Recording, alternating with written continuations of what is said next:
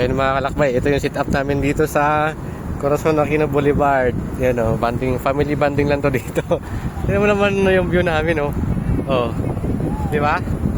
Nandiyan sila oh. Nakalabas sa hawlan ng gentry. Tapos yung likod niyan, ayan yung longest boulevard ng Pilipinas. Ang Corazon Aquino Boulevard, doon oh. Yun yung likod na no. Ayan, highway na yun dyan. So, marami din nagsisit up dito. Doon sa kabilang side oh. Ayan. So, yung niloto ko ngayon dito is okra para dinner namin. Nadala kaming bagoong. Ito, ginisang bagoong na to. Kamatis. Siyempre, di mawala yung kanin. Di pwede sa akin walang kanin eh. Tapos, meron din kami ditong ano, itlog maalat. Nadala ba? Yun lang. So, ganitong sit... Ha? Saan nakalagay yung itlog maalat? Yan ah. Naroon na yan na yung molido. Gawang native. Mas pati din yung ano na yan. Ano ba yan? Kakanin o ano? Ha? Ang problem lang talaga ito mga kalakbay no, is sobrang lakas talaga ng hangin.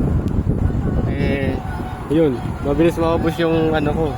Butane gas nito. Yan. Si Kalakbay 2.0 feeling relax lang, di 4 lang yan oh. Yan. Yan oh, ganda talaga dito.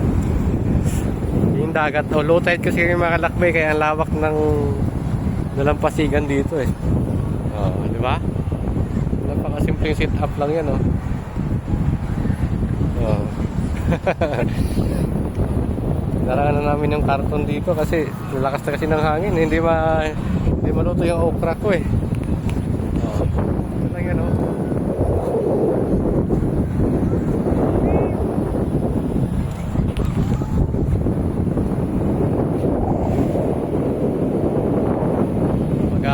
Mag 6:30 na kasi mga Kalakbay, kaya medyo madilim na eh.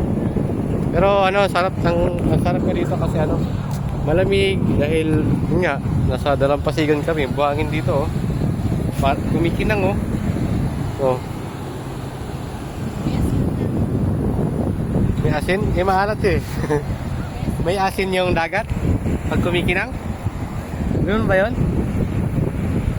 Eh yung asin sa dagat naman talaga nagmula eh.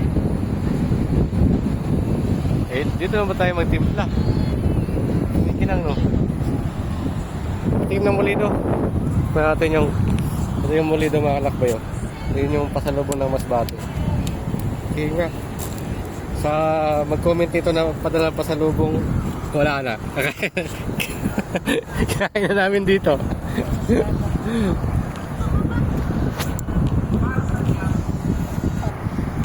Sige, favorite ko to eh. Ang maninipis na no, dati malalapad to eh. Ikaw gusto ka? Gusto mo? Sarap. Ano masasabi mo sarap? Siyempre matamis eh.